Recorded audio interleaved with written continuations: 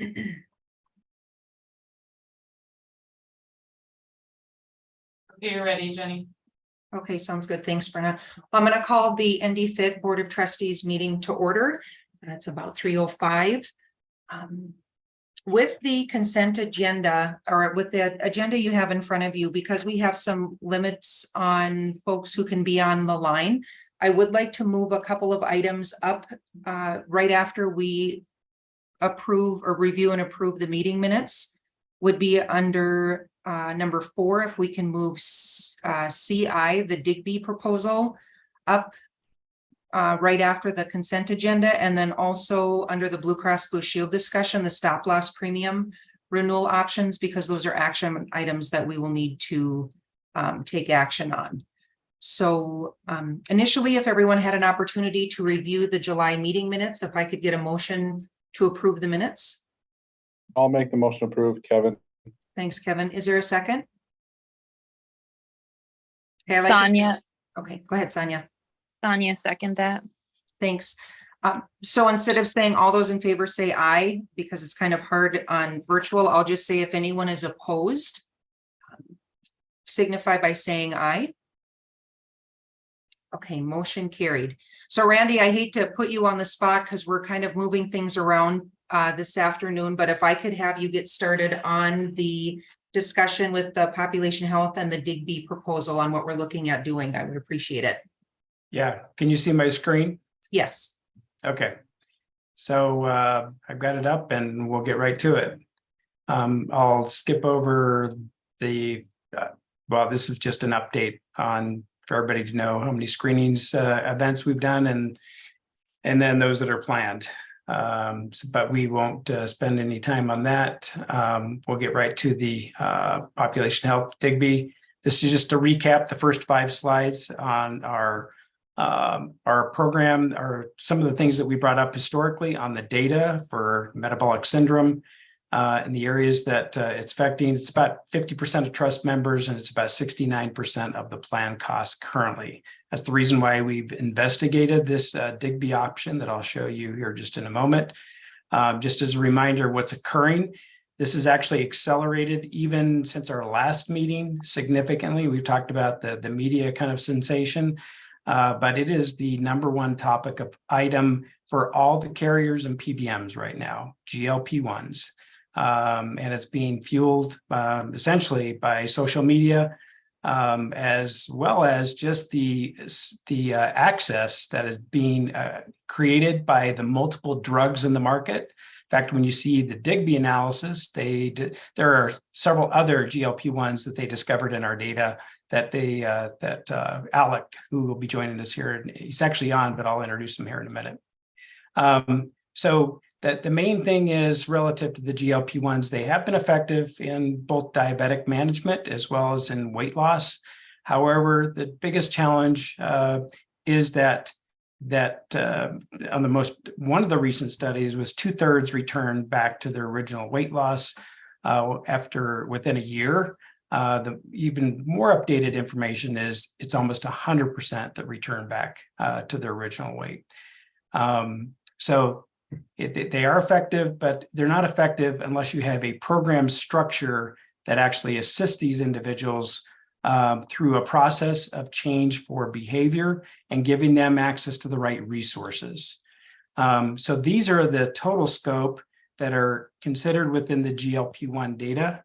So there are several particular prescriptions that are in this class called GLP-1. And just a point of reference, most recently, Medica, this was just last week, which is one of the largest carriers in Minnesota. And they cover 4 other states with over 1 million subscribers. But they have now eliminated Wegovy and Saxenda from being even covered as access for weight loss, and only for diabetics in these classes of drugs. And I'm sure Alec will address that here in a minute. So I thought it'd be best that we actually allow Alec to go through their findings and the details of their proposal. So I'm going to turn the time over to Alec Thompson, who's the representative from NDPHIT, who comes to us, I think, from New York. He's downtown Manhattan, but I think Digby is located in San Francisco as a corporate location. So I'll let you do that introduction, Alec. Yeah, thank you, Randy. And yes, I am in New York. We are based out of San Francisco, but have been working throughout the US, even Canada, Mexico, and some other countries since we originated in 2018. So as Randy was saying, and I know you guys heard a little bit about Digby in the past and are somewhat familiar with it, we'll kind of run through what we saw in your claims data, what Digby will be able to do going into 2024 and 2025, and then what will that look like in regards to communications with your population, patient journey, all of that. And like Randy said, this is the #1 topic across the entire country. It's not specific to your employees and your population. We're seeing everybody struggle with it and really figure out how do we effectively use this effective medication in these GLP-1 drugs, but do it in a responsible manner. As Randy said, almost everybody's regaining weight on the back end, and the access to these drugs is so immense, as you'll see here in the adoption just in your population. It's how do we make sure that the right people are getting on these drugs and make sure that the people that don't need them aren't getting on them. And if you look at just your guys's patient level data for the last 12 months, the 3 largest GLP-1 drugs, you'll see Rybelsus and Ozempic both increasing over 100%, 165%, and 105% in the last 12 months. And then obviously you see the explosion of Wegovy, the weight management one, of over 4,500%. And this trend is not going anywhere. And right now you guys are spending about $1.5 million in the last 12 months on GLP-1 drugs. And if we just normalize this trend to 100% for Ozempic and Rybelsus and 200% for Wegovy, which is very, very conservative, you're looking at spending over $5 million next year just on this class of drugs. And like I said, these are extremely effective drugs, but you have to have a holistic solution around it to make sure that you're responsibly managing not only the cost, but also the patient. If you want to jump to the next slide, Randy. So, well, kind of going through all of your claims analysis and really diving deep into the numbers and what Digby can help with, I'll just run through really high level and feel free to ask questions and we can dive deeper need be in regards to what we'll be able to kind of shave off of that $5 million that you guys are looking at next year. If you look at your current spend of GLP-1s, that $1.5 million, you have about 294 members currently on GLP-1 drugs. Right now, we're not really seeing anyone get off of them in the first 2 years. So we're expecting those people to stay on that drug and they're spending about just over $5,000 a member per year.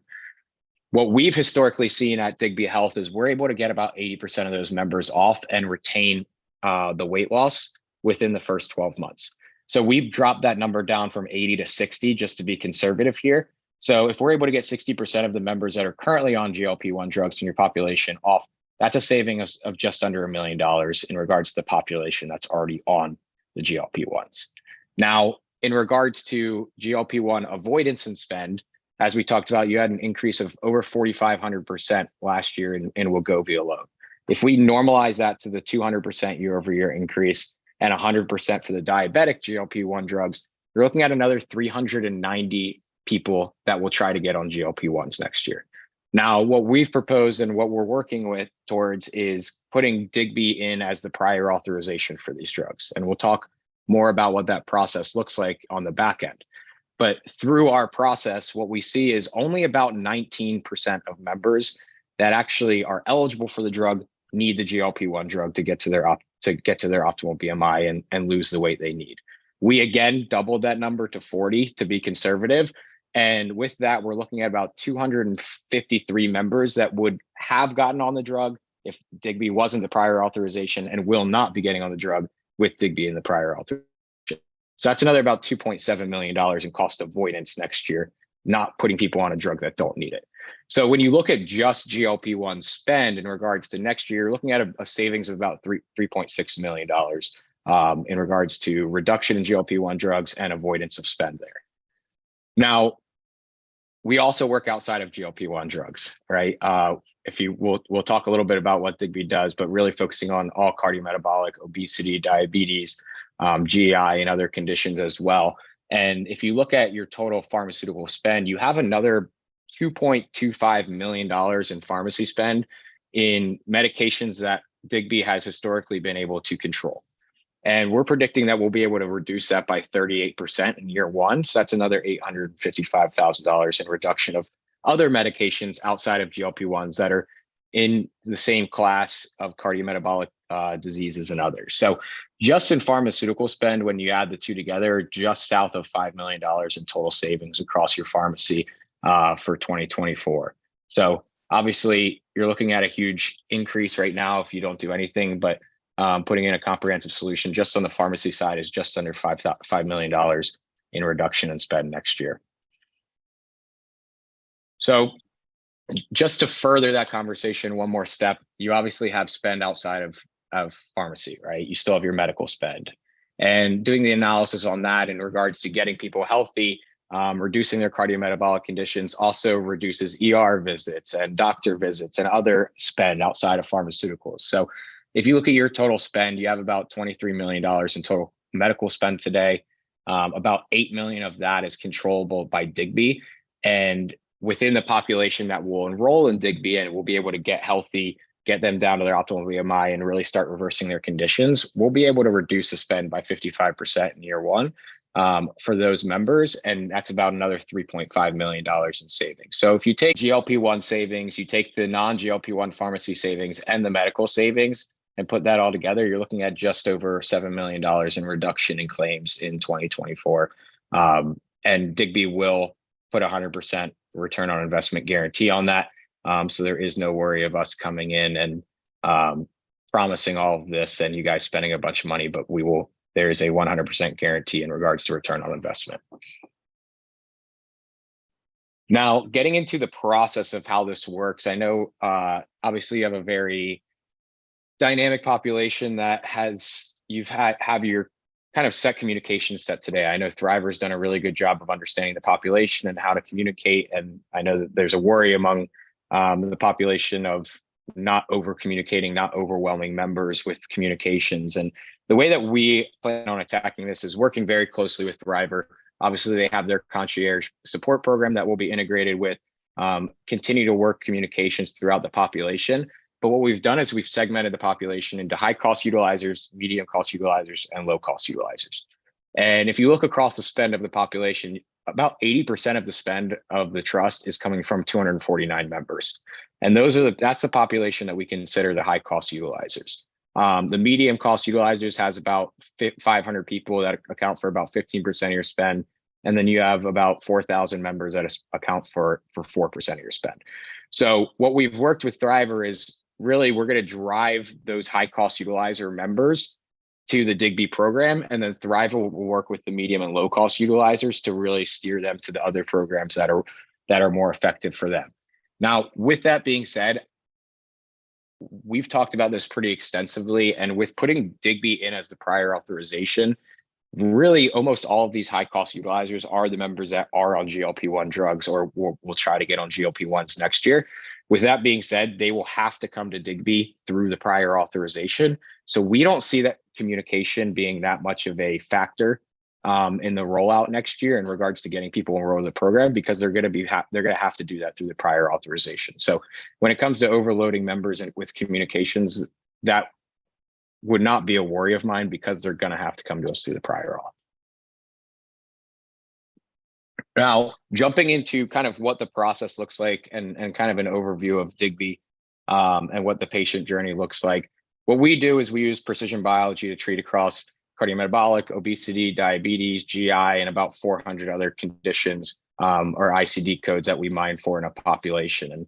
And really how we do this is we do every member gets at-home genetic testing, at-home gut microbiome testing. Everyone gets a continuous glucose monitor and all non-invasive saliva tests, swab of the toilet paper, And basically what that allows us to do is really deeply understand the biology of the member. What is the actual condition on a biological level that's causing them to have their obesity, their diabetes and such, and what are super small changes specific to their biology that we can make in their food and lifestyle to start reversing these conditions. And we work with people from truck drivers that eat within a McDonald's menu every day, or people that we eat within a McDonald's menu every day. We know they're going to continue to eat at McDonald's, right? So how can we change what they're eating within the confines of the McDonald's menu to start reversing these conditions? We very largely play socioeconomic statuses and lifestyle into our solution because we know people don't change how they live. They're not going to change how they live. So how can we work within those confines to make really small changes that make large impact based on their unique body? Now, what we've done and what the prior authorization process would look like is really through our stratification model. So basically what we can do is when a member comes onto Digby, we do their genetic testing, we do their gut microbiome testing, and we know their BMI, their pharmaceutical use, all of that through the claims data. We can tell with 87% accuracy from day one, can they achieve their weight loss goals just working with Digby, working with lifestyle changes and food changes, or do they need Digby plus a low-cost weight loss drug like a metformin, or do they actually need Digby plus a GLP-1 drug? And we've run tens of thousands of people through this model. And you can see the numbers there, the 42, 39, and 19% of members that are eligible for a GLP-1 drug. Over the last 5 years, we've been able to get 42% of that population to their optimal BMI with just Digby Health, another 39 with Digby Health plus a low-cost drug like metformin, and only 19% of members that are eligible for the GLP-1 drug actually needed a GLP-1 drug to get to their weight loss. So again, we have very broad prescription guidance right now. And this allows us to very deeply understand who actually needs the drug and who doesn't, and avoid that spend, and also avoid putting people on a drug that don't need a drug, right? So that's kind of what the prior authorization process looks like on the back end. In regards to the patient journey, members will basically come to Digby, most likely through the prior authorization. They'll go to their doctor, they'll say, hey, we want to get on a GLP-1 drug. Doctor will say, hey, you have to go to Digby first and get their approval. From there, they'll go through that stratification model. We'll determine, do they need Digby Health alone, Digby plus a metformin, or Digby plus a GLP-1 drug? And if they do need a GLP-1 drug, then the authorization will happen on the back end, and Digby will steer them to your near site clinics and compound pharmacies. So we want to really leverage that compound pharmacy and reduce the spend of the GLP-1 drug for the members that are getting on it anyway. So what we can do is authorize them to get on it, but also make sure that we're giving the guidance to go to the near site clinic and use the compound pharmacy at zero copay to them, rather than paying a copay and buying a more expensive drug from one of the other physicians. Obviously, for the members that would not qualify for the GLP-1 drug, then they're working with us, and we're either working with metformin or just Digby alone to start reversing their condition. And really what that looks like is lifestyle guidance, right? So we talked about the genetic testing, the gut microbiome testing, the CGM, and basically what we can do here at Digby is tell, does this person have a higher chance of losing weight on a high protein diet versus a high fats diet versus a high carbs diet? And what small changes need to be changed to get the gut microbiome healthy, to start reducing inflammation on a biological side, and in turn start losing weight and reversing also all the comorbidities that are associated with it. So really making small changes, whether it's, hey, next time let's eliminate the bun or add another cup of broccoli, these very small changes that make huge impacts because they're very precise to your body and the member's body. And that allows us to really treat the root cause of the condition rather than just symptom managing. And once we do that, right, so for the members that aren't on GLP-1 drugs and the members that are on GLP-1 drugs, once they're on the drug, the process plays pretty similar. We're going to work through the Digby program to get their bodies healthy, get their gut microbiome healthy, and make sure we've addressed their cardiometabolic markers. So have we controlled their insulin responses? Have we controlled their lipid profiles? And get them down to an optimal weight. For the members that are on the GLP-1 drugs, as their weight is dropping through the Digby program and through the GLP-1 drug, we want to make sure that we can successfully taper them off the drug without the weight regain. Like we talked about, weight regain on the backside is a huge issue. And if you're spending a bunch of money for somebody to get on a drug and then they get off it and then have to get on it again in 6 months. What's the point? So we want to make sure that we've addressed the biological issues of the condition before we start tapering a member. So say that person gets down to their optimal BMI, it's okay, have we addressed, is the gut microbiome healthy? Have we controlled their insulin response? Have we got their lipid profiles under control so that we know once we taper them, they're in a position that they won't have that weight regain. And we'll taper each member unique to their biology. So some people will be tapered for 4 months, some people will be tapered for 6 months, 8 months, a year, depending on past pharmaceutical use, obesity subtype, all very specific to their own biology. And once that member is tapered off the drug, we will continue to work with them for a 52-week, 104-week standpoint to make sure that we're keeping those lifestyle changes where they need to be to avoid that weight regain on the back end. And we'll put, again, our fees at risk and put our finances behind making sure that that weight regain doesn't happen. So when you kind of put it all together, right, it's a very comprehensive circle around the member. Not only are we understanding the biology of the member, but make sure we're monitoring their lifestyle through glucose monitoring, having health coaches available 24/7, making sure they have the nutritional support they need through food and lifestyle changes, stratifying them to make sure we know the right route of care from the beginning, and really encompassing a very comprehensive circle of care around the member so that we're being responsible, we're avoiding cost, and we're making sure the patient has the best journey and best experience to get to where they need to be on a health standpoint. So with that, we will track all this, right? Throughout the time. One thing that we'll do on the early end is we're working with Randy and Thriver and the trust, and what we've already kind of started this process is basically put targets in place for, hey, how many people do we want in the program? What is the optimal percentage of members that achieve their weight loss goal at 4 months, 6 months, 8 months, a year? How much cost have we reduced? Have we gotten their gut microbiome healthy through the testing? And we'll basically monitor all this on a monthly basis. So we'll come back and every month we'll look at claims analysis, we'll look at weight loss tracking, we'll look at avoidance of spend tracking, and continue to report on that on a monthly basis going forward. Before I go to this one, any questions for Alec while we've got him on the line? Yeah, I see Kevin asked about the cost and projected savings. So if you want to go back to the last. Which one? Keep going. One more, I think. One more. Yeah. So this slide you can see on the total savings, the right chart. The total Digby spend, so it's $1,000 per participant per year. And that's a special deal that we're doing for the trust. And so you see the total cost, we're expecting about 684 members in year one, and that total cost will be 684,000. And we're projecting that the projected spend to be just over $7 million. And that's, you only charge $1,000 for those that actually opt into the program. Is that correct? Correct. Yeah. Correct, So yes. if they don't opt in, there's no charge to the trust for those members. And we do put 100% of our fee at risk, right? So. Yep. So question for those participants who are currently on these drugs. Yep. So is it when they go in to refill their prescription come January 1, and then all of a sudden they're told, oh, we can't approve this anymore, you need to go through Digby, or how is that going to work? Yeah, so for the members that are already on the drug, when they go to get their refill prescription, they will, once the prior authorization is set in, they will be notified, hey, they have to come to Digby. Now, with that being said, when they come to us, if they're already on the drug, we are going to approve them to stay on the drug for the time being. We're never going to have someone be on a drug and then the next day take them off of it.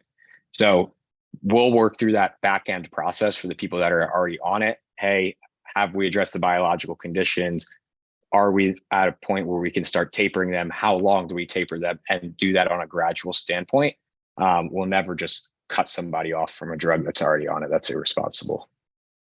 So effectively, you deal with one patient at a time based on their unique need. Is that correct, Alec? Yep. And this Yeah. just isn't for weight loss, though. This is also for folks who are, have hypertension, diabetes, that may be on these types of drugs for those things, correct? Correct. Yeah. So obviously the GLP-1s are the big topic. That's where the spend is exploding right now. But yes, historically, what we do is we work across obesity, diabetes, any other cardiometabolic conditions, like you're saying, hypertension. And then you also have conditions that are highly comorbid with obesity and diabetes and cardiometabolic conditions. For example, GI health, mental health, chronic pain.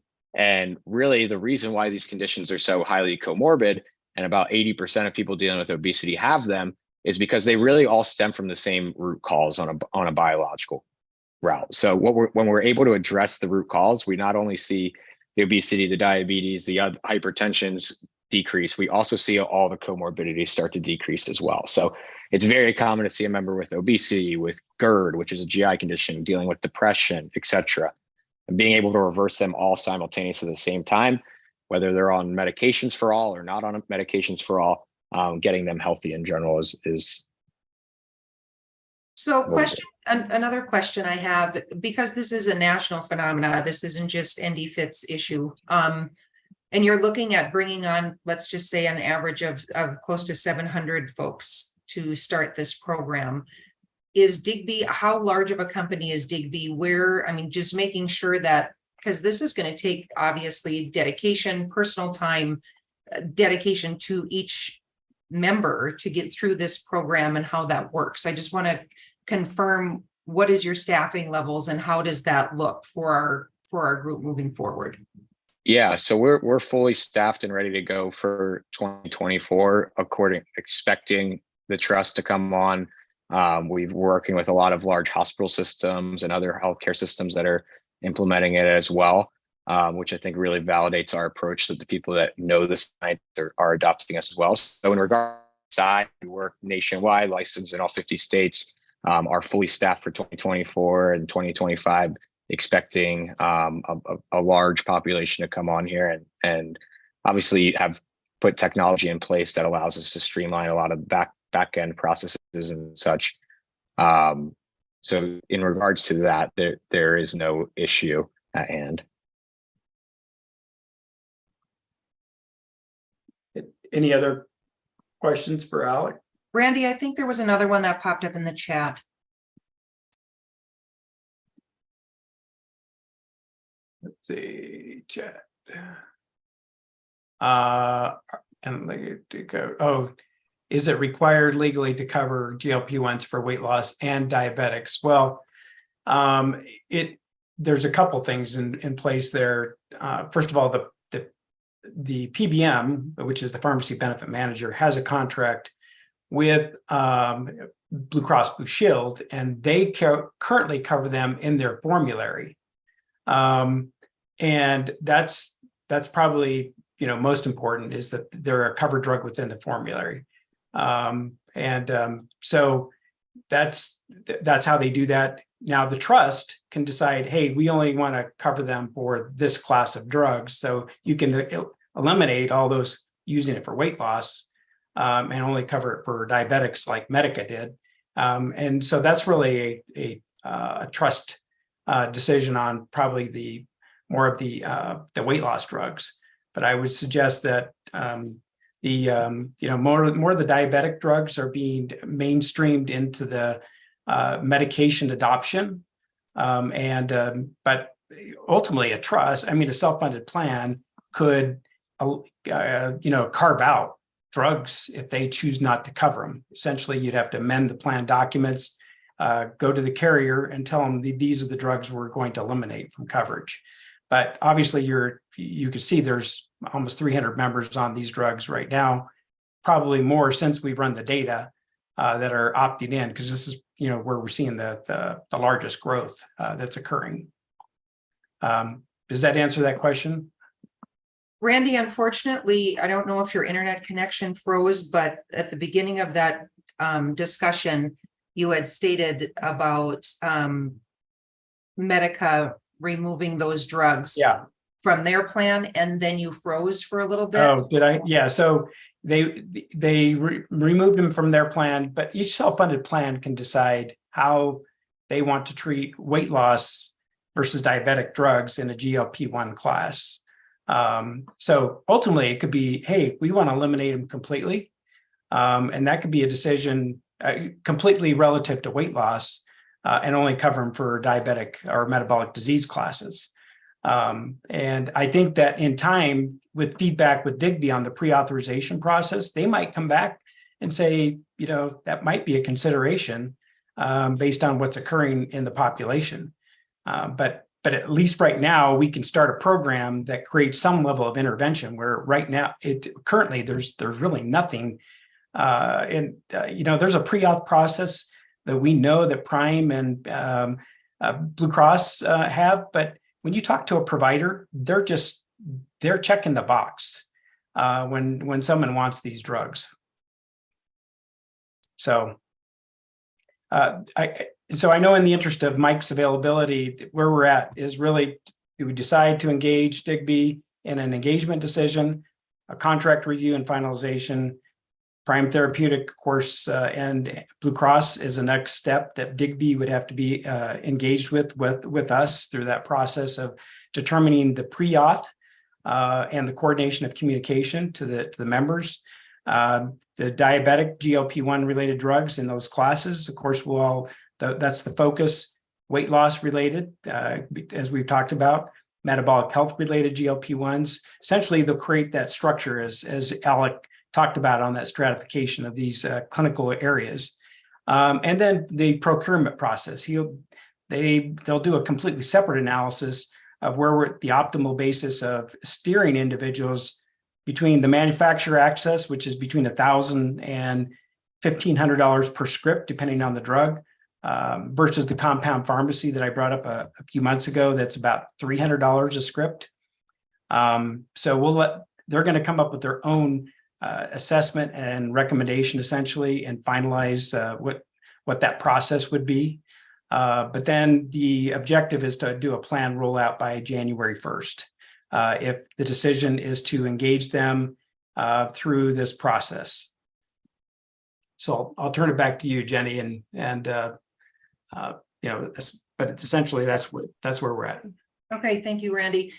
I know this is a really big decision. There's obviously a large dollar amount that is associated with contracting with Digby in regards to this, but I also feel if we don't do anything, the loss of what we're going to be spending in claims data on prescriptions is a little mind-boggling as well. Interested in hearing any other feedback or questions from board in regards to this. Jenny, Mike had his hand up. Mike McNeff did. Oh, go ahead, Mike. Yeah, just can you clarify that you talked about opting in? Like, are we allowing individual member schools, political subdivisions to choose whether or not they participate?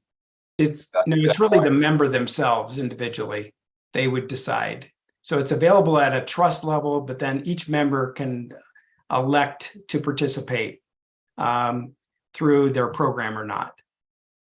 I'm just talking like did I misunderstand? Like, this is just for if we do this, this is going to be a blanket. Everybody's doing this in the trust, right? Yes, it is. That's correct. Okay. And then obviously at the individual level, I mean, they're locked in. They will no longer be able to have like sort of this free access like they have, right? Well, no, so what he described is their process that they still have to do the pre-authorization through Digby, which Alec described is that they're not going to, eliminate the coverage option from an individual if they qualify through criteria, but the ability for individuals that may not want to do the total engagement program, like the evaluation that Alec described of what they would like to do. In other words, they can't force a person to do all that. They could still meet the objective for pre-authorization based on clinical criteria that's already set forth by even Prime and Blue Cross Blue Shield, which essentially Digby does follow, but they add additional things to it in their assessment process of the patient. And it's those additional items that a member may choose to opt out. I don't want to work with a health coach. I don't want to work with a dietitian. But in terms of the availability, if they meet clinical criteria, technically that individual still would get access. They're not, because they they can't override an actual prescription from a treating provider. So to follow up on that, Randy, if you have doctors who are already kind of like you said, checking the box for these scripts, because it's I don't want to say an easy way to lose weight or whatever the case may be, then what is encouraging those doctors to stop writing those scripts in order for Digby to be able to encourage people to be in the program? Because then that's where Digby actually has a one-on-one outreach. He didn't go into this as much detail, but they have a one-on-one outreach to every prescribing physician as well that's treating the patient. Because if they don't address the root of and educate the provider, then it's going to be much more difficult to engage the member. So So doctors can still write the prescription? They can still write the prescription, but they still have to, what Digby does is create the qualification and education to that prescribing physician relative to their patient, and then actually engage the member patient to it as well. And that's required, like that's going to happen. That is required. That is the requirement of the pre-auth.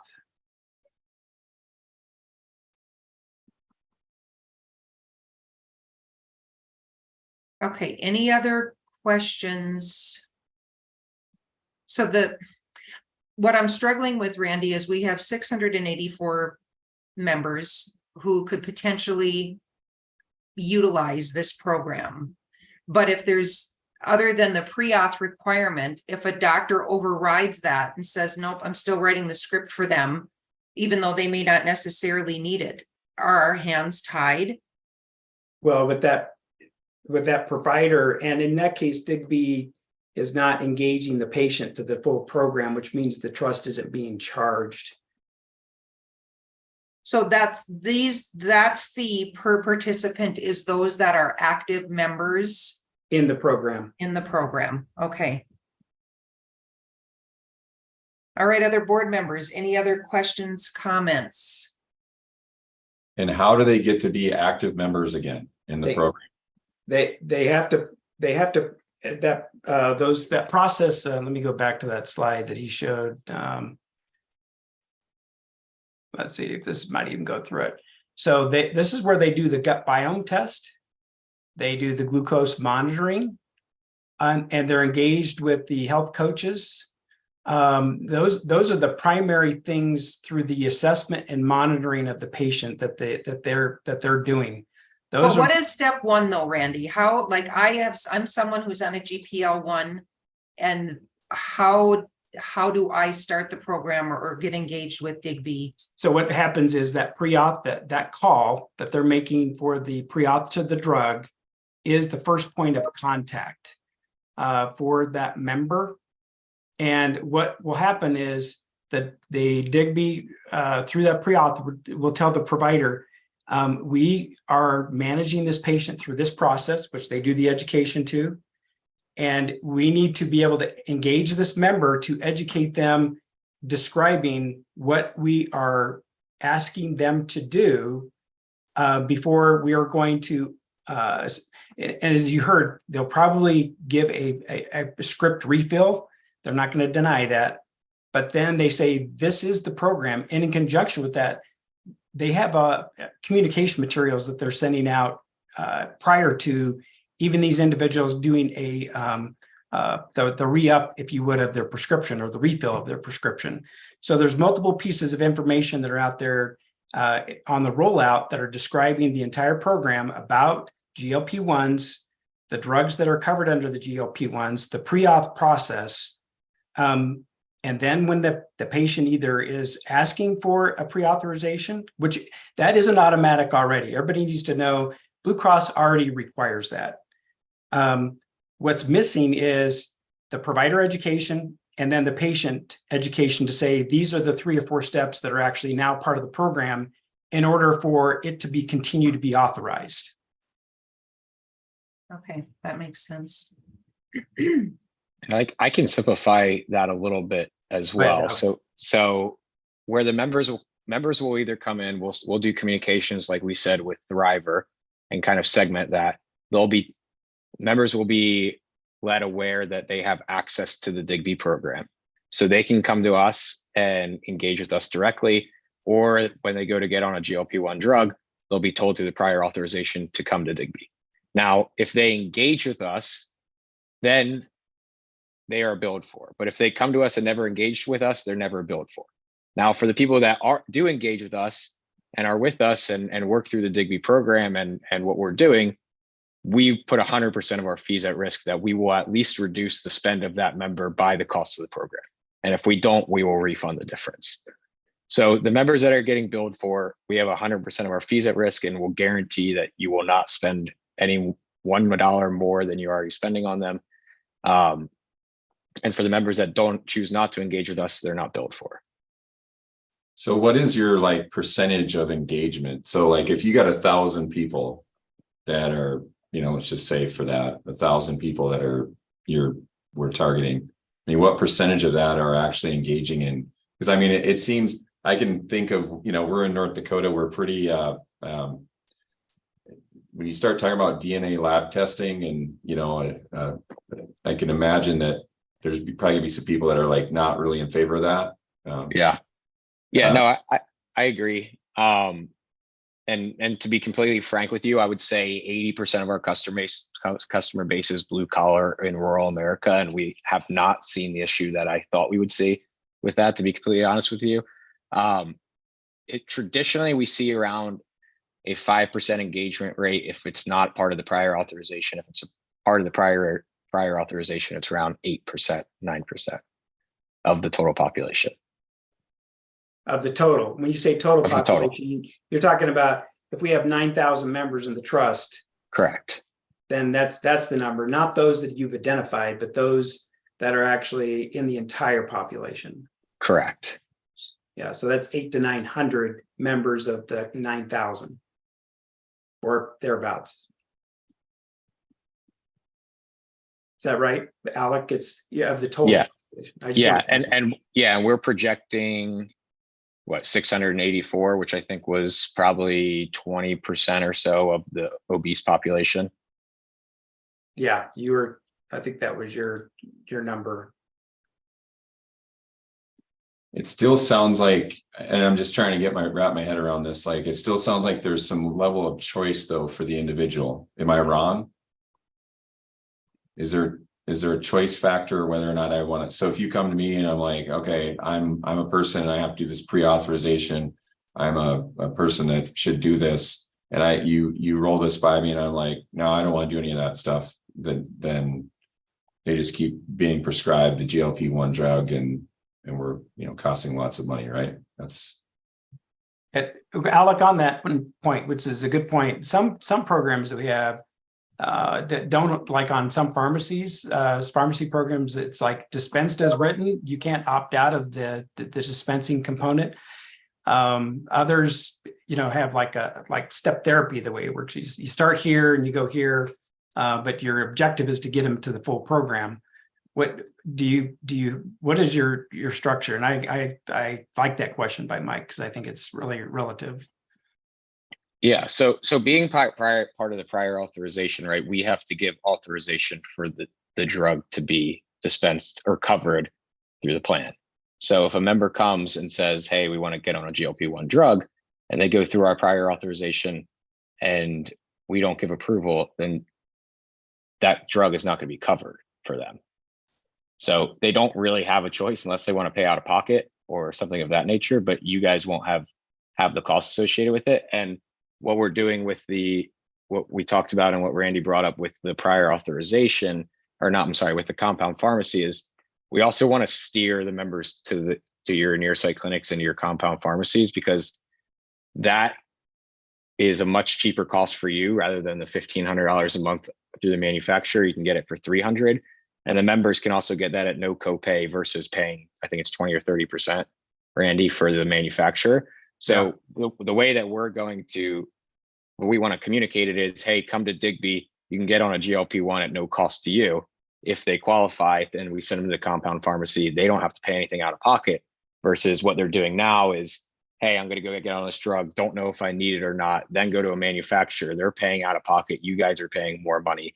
So the overall steerage of the member is really important, not only to make sure that we're not putting people on drugs that don't need to get on them, avoiding costs, but also make sure that we're utilizing that compound pharmacy that is in place today.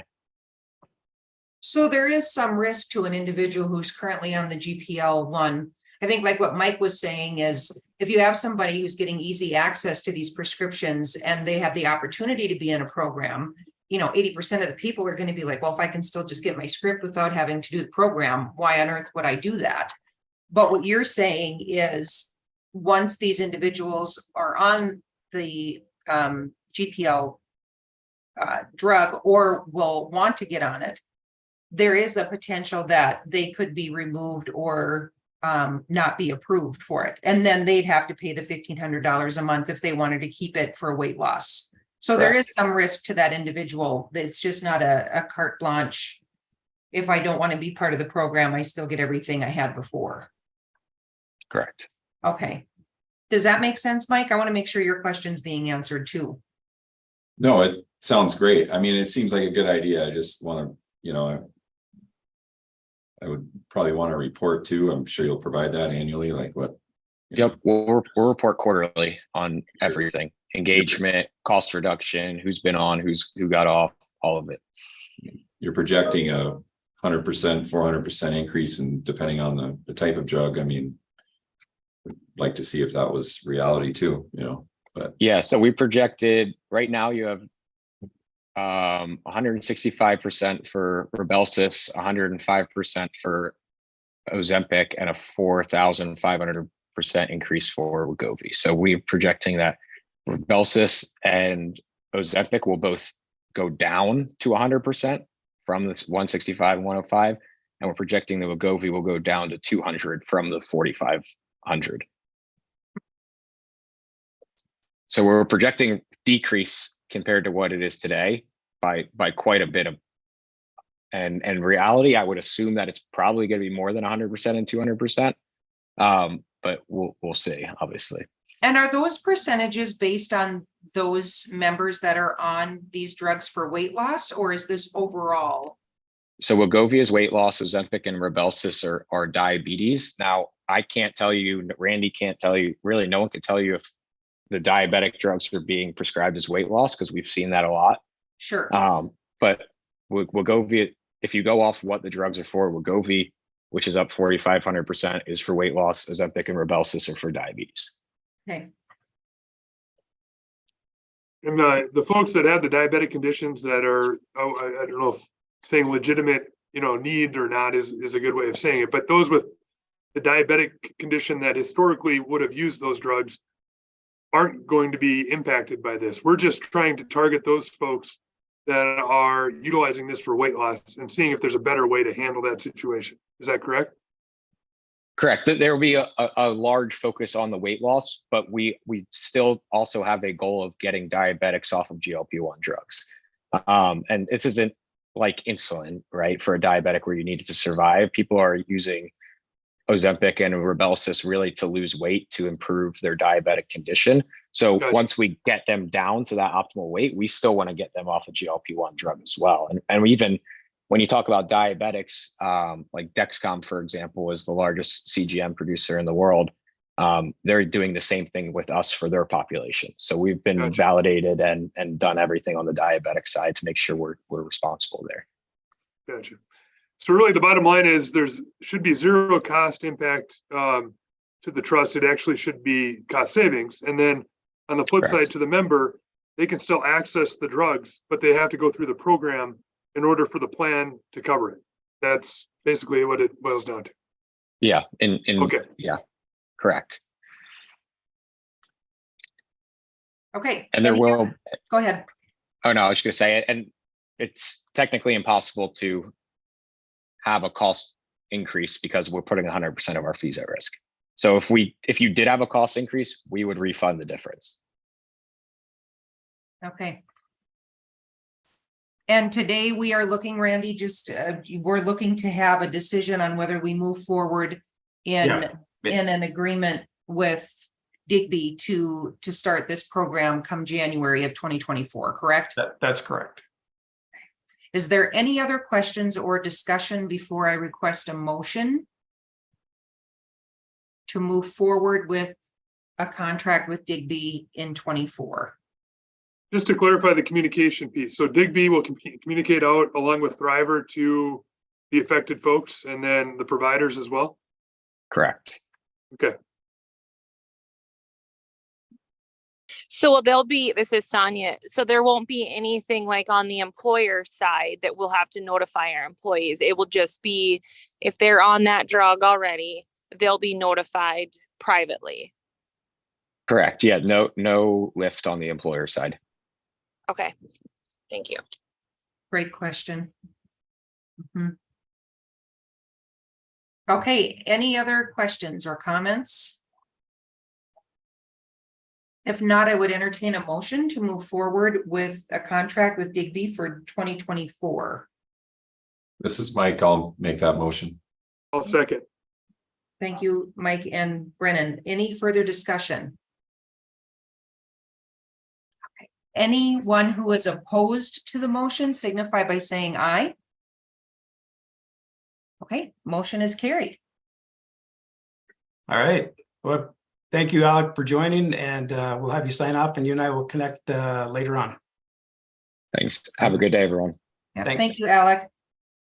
And we'll skip this part and go to the next one relative to the stop loss in the interest of Mike's availability. Hopefully he still has a minute, but so this is the program that we put into place with Blue Cross Blue Shield. It is a Brown and Brown co-op program that we've done with other organizations like Sun Life and Boya and Anthem Blue Cross. We were fortunate to get Blue Cross to agree to a similar program.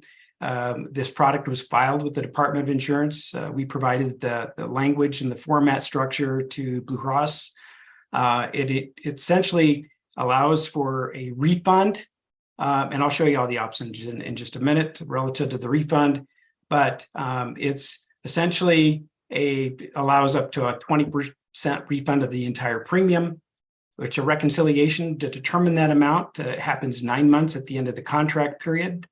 Blue Cross does pay Brown and Brown a 2% fee of the stop loss, which is it's $1.32 to $1.62, depending on which one is elected. And if it's the one we're recommending, it's actually $1.32. And this, because we manage the program, effectively they filed this in behalf of our program or employers that adopt it. We don't receive any commissions, just so you know, on any stop loss currently. We would not if it was not a program that we didn't have to administer.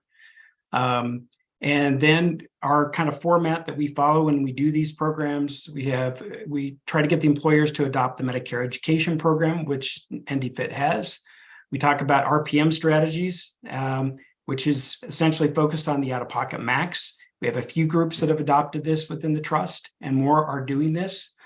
Participate in the Prime Accredo specialty program and Flex Access, which we adopted at the last board meeting to do because of the savings directly that will come back to the trust on those programs. And then each year we can look at this to determine if we won or didn't do as well as we thought, and we can opt in or opt out of the program on an annual basis. So the options, this is the format we gave Blue Cross along with policy language of how the program works. And these are the options that they came back with for NDPHIT for the October renewal pool, based on a 175, 200, 225, 250, and actually you have a 275 option in there too that we asked for that we received. And then these are the options.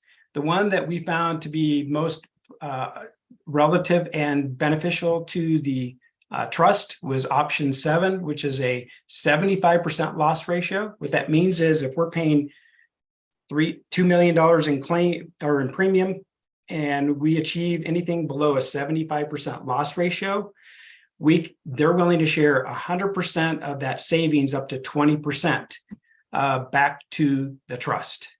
So that's the calculation that we did to determine which one was going to be optimal.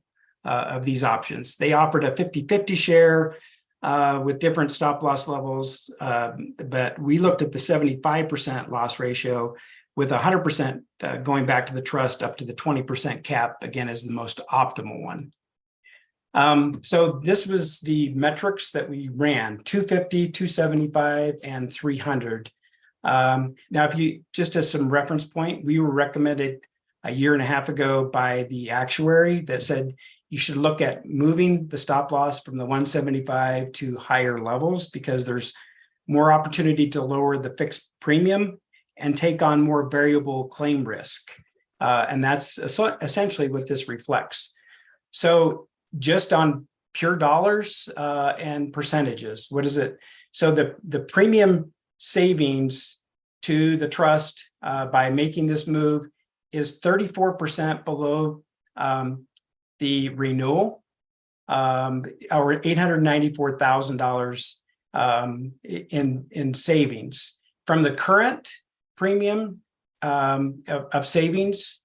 I should say when we add the refund with it, that's what these other two options down here reflect. If you take it from the current and the renewal, and then you add the refund, net savings, what does that look like on the $300,000 option here? It's $939,000 savings from the current and about just under $1.2 million below the renewal. So that would be the savings if we adopted a $300,000 spec, which is the one that we're recommending. And just for some reference point down here too, the current or the first year loss ratio on the stop loss was 7% on an immature basis.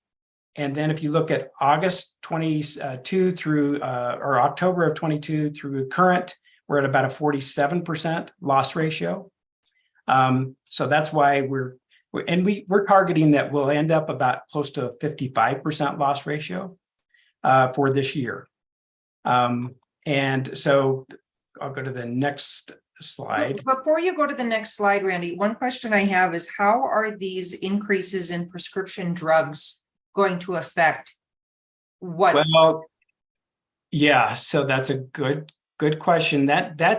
We've okay. So on our forecast, which we did here, if you can, let's see if it's it might be on the next one. Let me get to this is stop loss. Let me show you the underwriting, which is this page.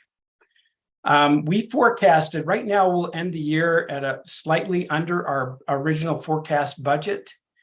But with inflation that we're projecting, and some of these drugs are in this inflationary basis, we projected 4.6% increase in the cost.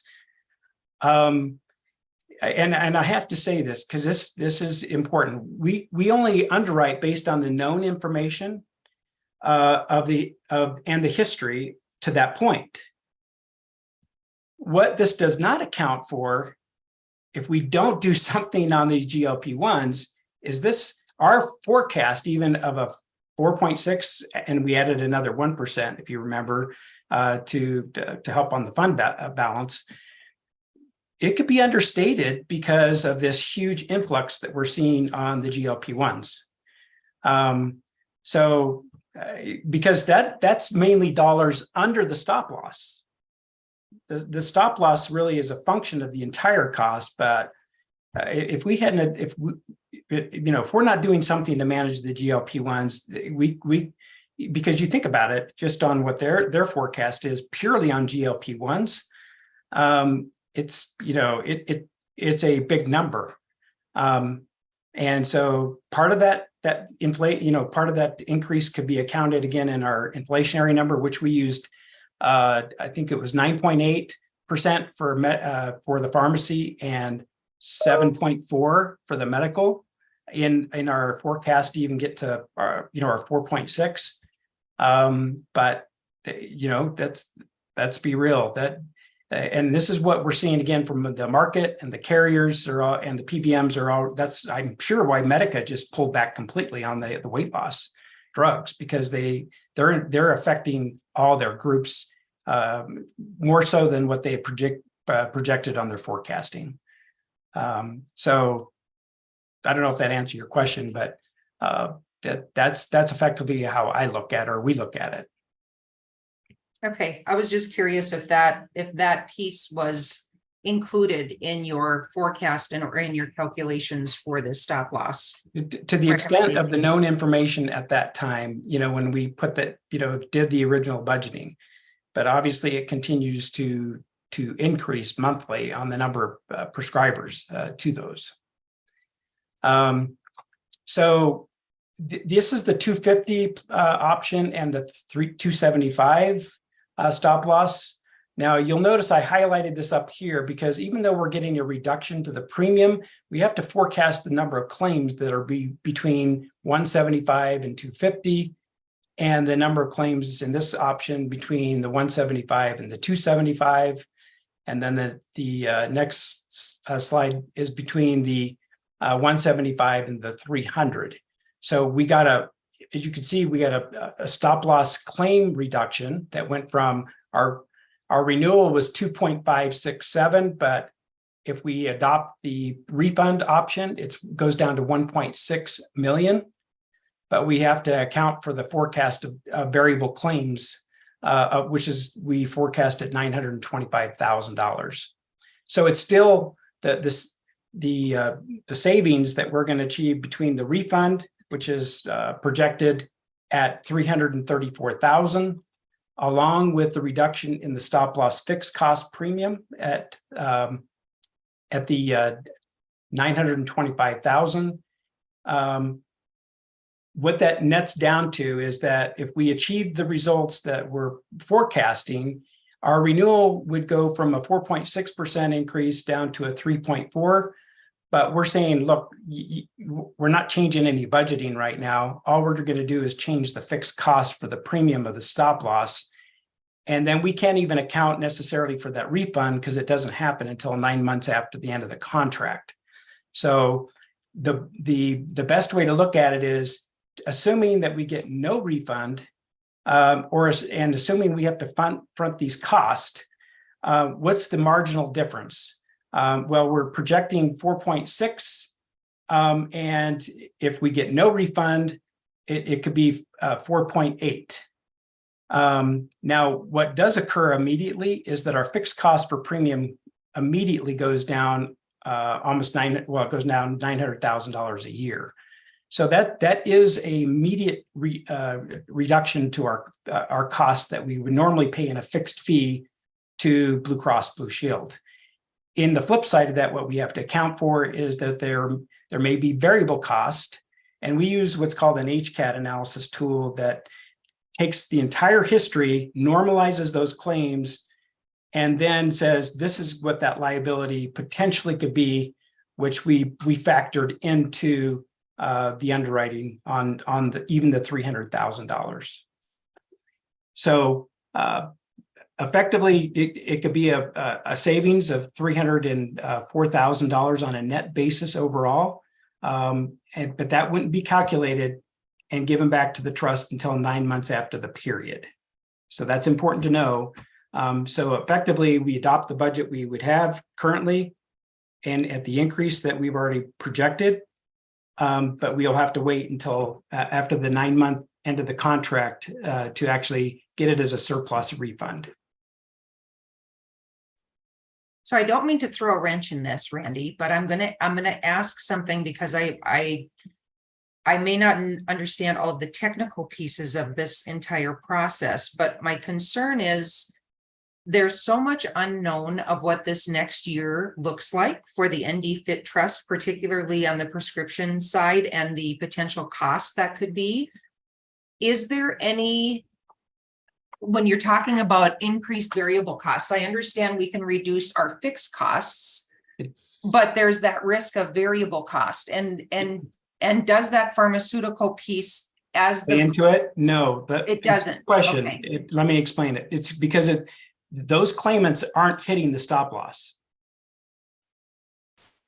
In other words, those claimants that are projected for these GLP-1s, you have an annual average spend of say it's between $12,000 and $18,000 a year. Those individuals, when we say a variable cost, I'm only talking about the variable cost between $175,000 stop loss and the 300. Last year, there were 8 claimants in that category that accounted for this $925,000 that we are forecasting. Essentially, it'll be between 6 and 10 claimants a year that are in that variable basis. All those GLP-1s are actually under the stop loss. Okay, that helps clarify that. Does anybody else, I know Mike has to go, and I think with him going, we no longer have a quorum. Is this something that can wait until the December board meeting, Randy, or do we need to have a decision before then? We actually renew October 1st. Oh, okay. That it affects the October pool on this decision. So unfortunately, we had to wait until they calculated all after the DOI approved the policy. And that's why we're showing it here instead of the prior board meeting. But this And is your recommendation is the third column, correct? Up to the 300,000 stop loss? yes, 300,000. Does any board members have any questions or comments in regards to the stop loss recommendation? So this should save us money. Yes. Jenny, I'll move that we go with the recommended option. Okay, do I have a second? Second, Kevin. Okay, Mike, are you still on?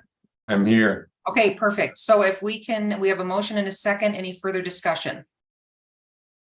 Okay, all those not in favor of the motion signify by saying aye. Okay, motion carried. I think those were the 2 action items we had to have done with a quorum. Randy, is that correct? I don't. Yep, that was it. Brenna? Okay, As far as on our side, yes. okay. Thanks, Mike, Yeah, for sticking sorry. around. Thank you. Thanks, Mike. Thanks, Mike. Okay, well, I know we've kind of moved the agenda around a little bit, but we're trying to get back on track again under operational updates. New enrollments for the October group. Stephanie, are you online? Because I know you've implemented them all. You can tell us what that total number. I want to say there were 6 or 7, but you can clarify it. So the total number that we added for October, there were 8 groups. 8 group. And do you have a breakout of who it was? I would assume all schools. Yes. Okay. Let me just open up our master list with their names.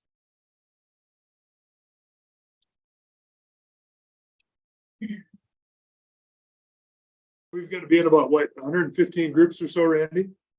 How many? 100 and I think that puts us to 130, and then we have a potential, I think 4 or 5 coming on for January. Okay. And Stephanie. It's 120 with those 8, and then Oh, is there's it? Okay. there's another 3 to 4 that are going to be joining starting January 1. There you go. And then the total employee count or total member count, I should ask. I think we're close to, it's about 9,000. Okay. And just so you know, even Digby's analysis, they didn't include any of the new groups. So there's additional potential savings with the new groups and the new lives coming on as well. But going back to that Digby thing real quick, with a question that I had that I didn't want to drag it out with, the numbers that they were throwing out, we've not actually even projected in our underwriting, correct? Or are those projected in the underwriting? Well, yeah, that's what I was saying. And that was, I think, Jenny's question too. And that is the only thing we projected in underwriting was the inflationary basis on the pharmacy spend, which was 9.8%. Right, but not the increase on. Not new increase of new participants coming into it. Because that's not usually part of an underwriting function, because you can't, the only typically you do is you say, what's the inflationary basis to the history? They're forecasting an adoption of another 200 people in it. And just so you know, this is such a new phenomena in the market. It is just, it's just a huge upheaval. So fortunately we started talking about it, 6 months ago when I started seeing the we started seeing some of the uptick in it, and then all of a sudden it's just like taking off like a rocket. It is concerning because we don't know what to expect. We don't know what this could look like, but I do think I'm happy that we are trying to put some proactive parameters in place to try to help, lessen or at least decrease the amount of use and hopefully keep it a little bit under control. We'll have to see. Kyle, can you speak to whether or not NDPHIT is seeing this kind of activity as well? And if you can't, that's fine. I just thought I'd ask. I'll be brief on it. We are, I don't know the answer to that question, but we are getting that. I was just on a meeting this morning. I chair the healthcare task force for the state, legislative intern, and we are going to get data in regards to that from our NDPHIT. So at this point, I don't know, but we will, in time, we will understand more. We do know that Blue Cross is seeing not just our group, but it's all of our groups. John and I were kind of looking at the data of all of our other groups, and it's the same issue. So I'm sure it's NDPHIT is probably going to experience a similar phenomena. Gotcha. It's not uncommon to see those pharmacy trends factoring in the GLP-1 in the range of 15 to 20%, and just the pharmacy trend. Brennan, we do know from a state standpoint, when we look at our Medicaid data, that it's having a significant impact. Okay, gotcha. Thank you.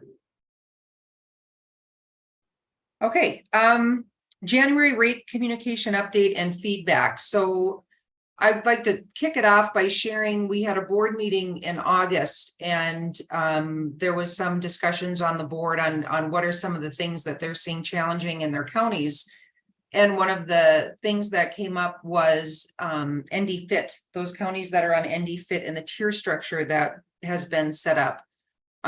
There was a lot of frustration shared at that meeting about the wider tier structure that we had implemented. So instead of doing maybe the 3 tiers, 7, 13, and I don't remember what the highest number was, we went to a 4 tier. And they felt that when we started in NDPHIT, that it was going to be similar to PERS, that everybody shared in either the increase, decrease, the benefit, or whatever the case may be. And they don't understand why NDPHIT is doing such a wide, they're feeling like if we continue down this road, we're really just trying to get rid of all of the higher increased premiums or groups that have higher premiums. I was not able to address the board as chair of the NDPHIT, which was, I wish I would have been able to do that, but was not allowed. But wanting to just share that with you all. I mean, I can only speak on behalf of counties, but I do know that there is an overarching frustration in regards to how we approve the tiers for increases. So, and then in looking at, we had some discussions with the SEEK folks as well, knowing what the average inflationary increase was in costs was around 7 to 8%. I don't remember the exact amount. And then knowing that our lowest tier was 4, we might want to look at that a little bit closer next year in how we approve our tiers. But I don't know if anybody else is hearing anything from the school side, city side.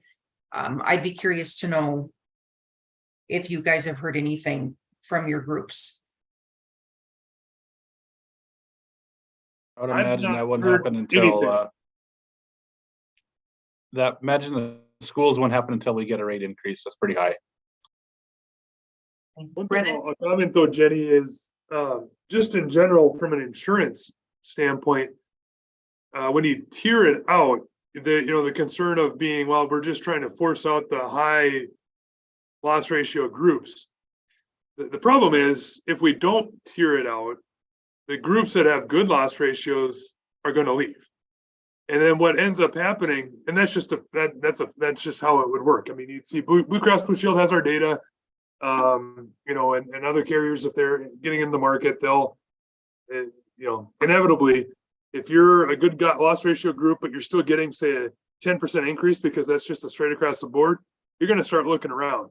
And when you start looking around, other carriers are going to swoop in because that's a good risk. It happens on P&C, it happens in health. And so what happens then is those groups that say are getting the high percentage increases now are the only ones that are still left in NDPHIT. So the fact of the situation is, if they think their increases are high now, if all of the good groups were to leave, they're going to be even higher. And then they're going to get stuck with not having any other option but to ride it out with NDPHIT. And that's how you end up in a, call it the death spiral of insurance, is you got the adverse selection piece that the good groups leave, good groups meaning low loss ratio groups, and then the high loss ratio groups are stuck having to pay higher and higher amounts of money for their coverage, and then you implode your program. And so that's, I think, a way of explaining it to our membership is I get the pain, and NDRF had a pretty sizable increase this year as well. I get it, but we can't, as an insurance operation, have a flat increase more than I mean, you could do it once probably, but the more often that you go down that path of a flat increase for everybody, the more likelihood you're going to get with that adverse selection piece, where when good groups start leaving, everybody else's rate is just going to continue to increase. Yeah, and agree that the flat rate, kind of like how PERS does it, it's just 17% no matter who you are. I would agree with you. I don't think that's the best way to go. But maybe considering not having as many tiers, like if we were on the lower end this year, which was nice, but if we would have ended up, if the low end would have been 7% rather than 4.5%, we would have been able to eat that and not feel like we were getting penalized, if that makes sense.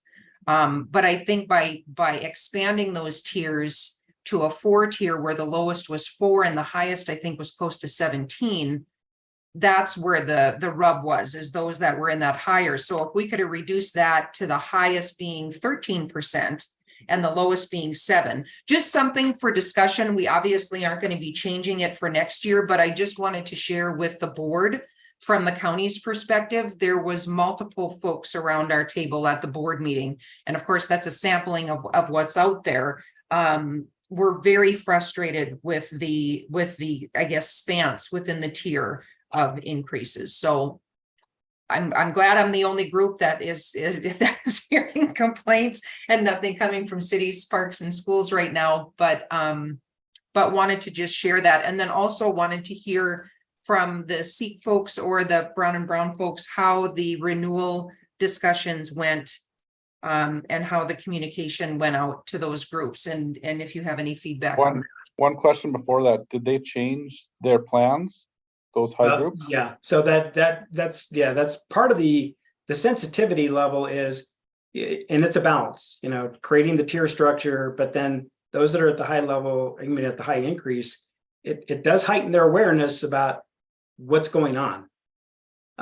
They want to know, just like when I met with the city of Mandan 2 weeks ago and met at the city council, and they were talking about they're at the high tier, and we gave them options, and we clearly thought that they were going to adopt the strategy and the options because it would have been much more favorable with the plan changes, because there are several decision makers that actually got it. Their city manager, and a city councilman, the member, they were all on board with the idea they need to change. But won't go into all the detail other than, when the mayor asked me if I had anything to say, I said, do you want to know why this is happening? And no one ever asked the question, at least at the council meeting, why? And so I got into the whole structure of what's causing it.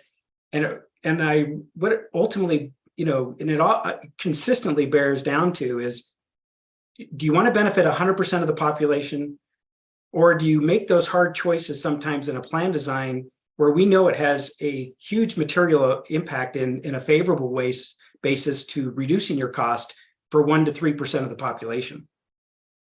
You have to make, do you want to be the constant, do you want to be the essentially the fiduciary of your tax dollar or your taxpayers, balanced with the idea that you're a custodian, sometimes coddling employees who bring up, that are the loudest in voice, but they typically only represent 1% of your population. And then they advocate that disaffection, if you would, to 99% that this is changing everybody. Well, it's not. And so our job is to educate you as decision makers what the actual story is and real options that you can mitigate your exposures. Because I said to continually adopt the past is only spelling disaster for the future. When you compile that with all the data and the trend and the inflation, you can't continue to hold on to what you've done. It has to change. Did they make a change? And that was the sad part. They didn't, did they? They I won't go into the detail what they decided, other than they decided to essentially in the idea that, hey, we'll forego a piece of equipment for a purchase in order to buy down our premium cost for the budget. And I said, there were several that were totally in disagreement with that idea. They said, there was a big contingency that wanted to make the changes. But I said, you're just kicking the can down the road. It's going to come, next year. So anyway, I think but where do we get the balance is the trust. And I want to specify one thing. It's not that we have 4 tiers. That's the problem. It's how wide the tiers totally are within the 4s. And that ultimately is the decision of the trustees to say, where is that kind of that best point to create, that we're not losing, like Brennan said, because that's a very, very important point about death spirals. It happens in the industry. And, because you don't want to ever lose those groups. And then, at what point do you say it's got to be enough pain for these other groups that have to make hard decisions and choices in their change? So other than the city of Mandan, how did the rest of the discussions go with membership across for January renewals? And John and I kind of divided up on this, but we went to the counties, that had the challenges too. And John, you can speak to the ones you spoke to, but I think for the most part, we got pretty, open dialogue, favorability that they now understand what's going on. At first, it was just like the knee-jerk reaction. Well, I just don't like this because that's not what we were used to. Well, you never had data. You never had information that actually allowed you to make changes. Now they see consistently there is information just about them that they can understand and what their options are. Yeah, the tendency among these political subdivisions, I don't think this is any secret, but the tendency is always just to move forward as is, right? We don't want to rock the boat. We don't want to cause a lot of concern among our group. And I would also argue that part of the challenge that we had with the city of Mandan was that we actually had a really great meeting with all the department heads, and they were all supportive of the plan design that was being proposed. And an important note is we were actually proposing a lower deductible, lower copays, in addition to the out-of-pocket max. So really a richer plan that didn't just include the increase of the out-of-pocket, but a plan that could truly be used for retention and recruitment for their employees. But what happened is from that department head meeting, the word got out, and so it made it down to the employee level. And then it's like Randy was saying, those loud voices started making everyone nervous that everyone's costs were going to skyrocket because they didn't understand kind of the foundational level, or the fact that their premiums were actually going to go down, their deductibles were going to go down for 90% of the population. It was only a small handful to be affected. Anyway, I would say overall, the messaging is getting out there. I think that the groups are recognizing that they have to make some best practice adjustments in order to continue to make it a sustainable program. It is a little bit of a slow process. I think we had maybe another 5 or 6 groups in the January group that are adopting changes. But yeah, I think it's starting to resonate a little bit better. And yeah, I mean, going back to our discussion with the last board meeting, I know that we talked quite a bit about the idea of the difference between the tiers, and ultimately decided on the bigger spread because we came to the conclusion that there did need to be a pain point in order to promote some adoption of the best practice policies. But again, it's the challenge of local government. And one other thing I'll make a statement to, and that is that what's keeping the stickiness is the fact that we have a good technology platform for people, for the administrators to use. They are experiencing with the support of SEEK and our team to help all those groups individually, and the fact that the dental and vision products are very popular, that on a voluntary basis to a lot of these groups that they would never get on their own because of the guaranteed issue and take over pre-existing conditions. If they were to try to get them on their own, they would not have those same provisions. You can be a 5-life group and get the same benefit as the entire trust members and offering those products. So it's creating kind of this unique stickiness that says, hey, we don't want to move away from this because it's provided too much value to our employees besides just the health plan. Mm-hmm. Yeah, agreed. There is a lot more benefits that continue to come out, and it's that education piece of having our members understand what they all have advantage of as well. Wanted to give a quick update on the task force committee. We did meet after our board meeting in July and reviewed the contracts. One of the things that came out of it is just continue to monitor the Thriver and E&I contracts, particularly because I think there may be some duplication in efforts and maybe needing to look to not necessarily tailor the contract, but making sure that concentrating Thriver and where they need to be. And if E&I is doing something similar, to try not to be duplicating, because we don't want to be paying for duplication of efforts. But we want to continue to monitor that and move forward, because I know Thriver is looking at, the whole wellness on-site visits and a number of different things with coaching and healthcare. And I know they've really kind of stepped up their game, I would say, since we started with them. It was a little bit slow going with them, but I do think that they have made some progress from that standpoint. And we are looking at inviting Mike from Thriver to do a presentation at our December board meeting to give us a program update and how things are going there. The other thing we discussed was terms of specific agreements. I know with SEEK, and I believe with Brown and Brown, we have an annual renewal with those contracts. And from a board standpoint, I'd like to know, are we comfortable with that? Looking at the kind of notice that would be given to have someone such as SEEK or Brown and Brown to be able to say, oh, after a year, we're done. I was thinking when we were making the discussion points, we kind of came up with maybe we should look at more of a 3-year contract renewal rather than an annual contract renewal. We obviously don't have a quorum right now, so it's something that we can't take action on, but maybe just keep that in the back of your mind for a discussion in December. It just provides a little bit more stability having a 3-year contract rather than on an annual basis. But I don't want to speak for the entire group. If anybody has any other input, Brennan, I know you're on the task force as well. If you had any input on that discussion. Yeah, and Kevin is too. Kevin was in the discussion. I think we'll just wait until December to dive into it, but I agree. Looking at what those relationships are and making sure we're not left in a pinch is something we're to change. So, Kevin, did you have anything to add?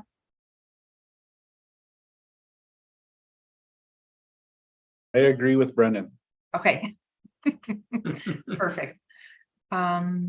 Okay, and then retired employee discussion, and Brenna, please jump in if I misspeak on this. We had a couple of schools that within the contract of some employees that retired, that they were able to continue health insurance through the school system as retirees.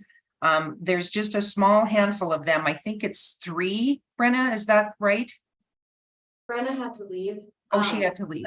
Yeah. Angie, So do you know? 3 current, and then there's potential of 3 to 4 future ones that potentially could be impacted also. So as part of their contract agreement with the schools, they now have this opportunity to continue health coverage after they retire.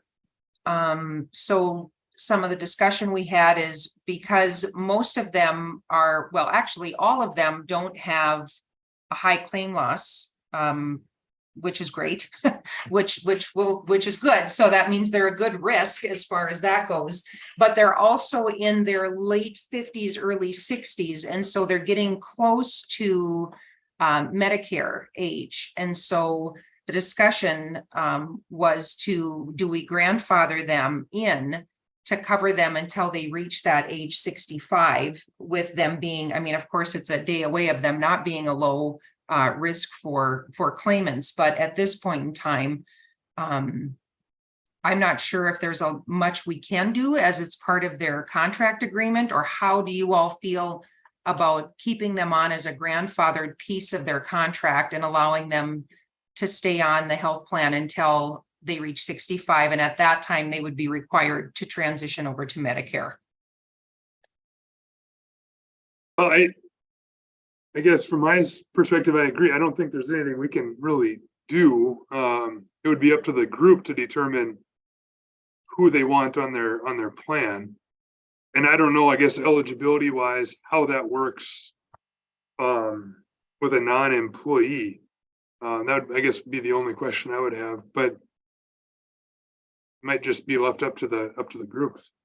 This is On the Stephanie. eligibility question, I think that's an important thing, because eligibility is relative to stop loss. So that if they're not defined as an eligible class within stop loss, technically they're not covered under stop loss.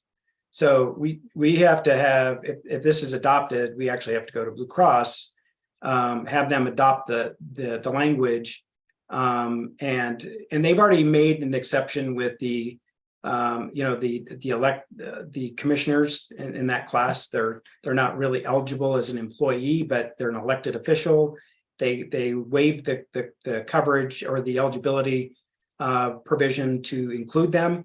So we would have to go to Blue Cross and request the same.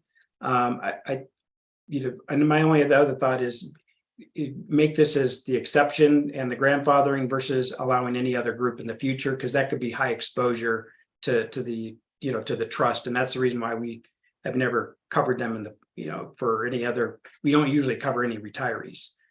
Well, in our plan, does it not state it's active members, correct?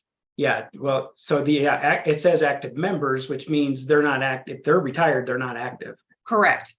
Yeah. So currently we would have to do some sort of a addendum. Would we have to do an addendum to our plan to include those retirees? Yeah, you'd have to do plan language change for the coverage or eligibility requirements, and we'd have to get Blue Cross to adopt that for the stop loss coverage as well.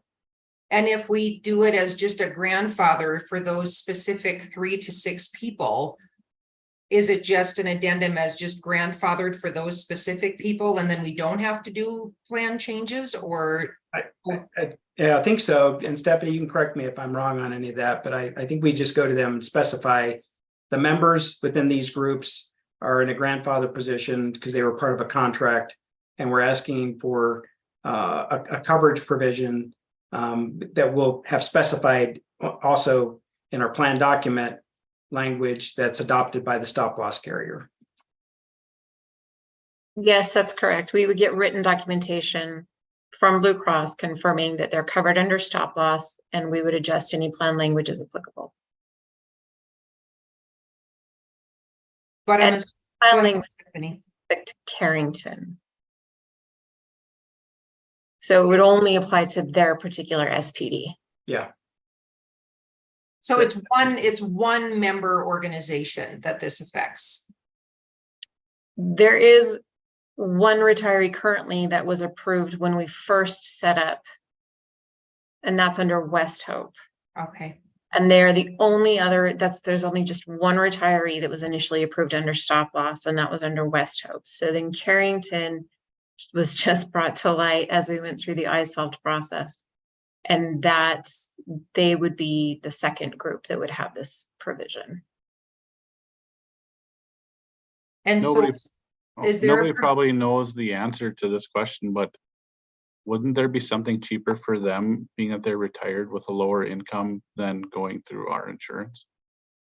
unless it's paid for by the district, then that's why they're keeping it. I don't know if Carrington or the other one requires them, the employee or the retiree to pay it, or if it's a benefit as part of the retirement package.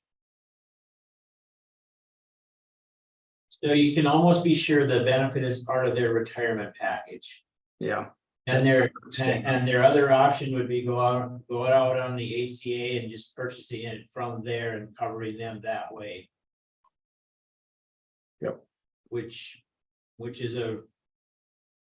can be done, right? Because they're guaranteed health insurance. Now the cost will be higher based on the people's age, because that's how that market works, but.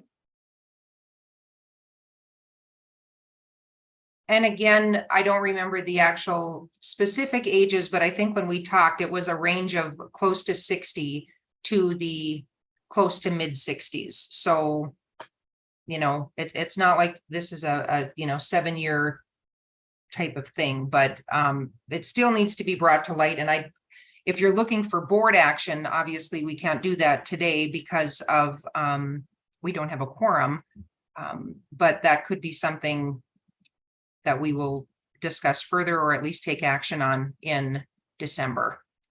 Is it possible, Jenny, that they could send out a memo to the board and ask for the language to be adopted so we can submit it to the stop loss carrier sooner? And do an email vote?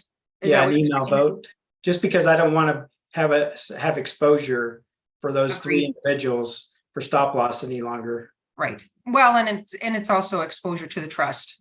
Yeah, that's what I'm saying. It's Yep. exposure to the trust. Absolutely. Yes, let's do that, because I do think it's important to be able to get that rectified. Yeah.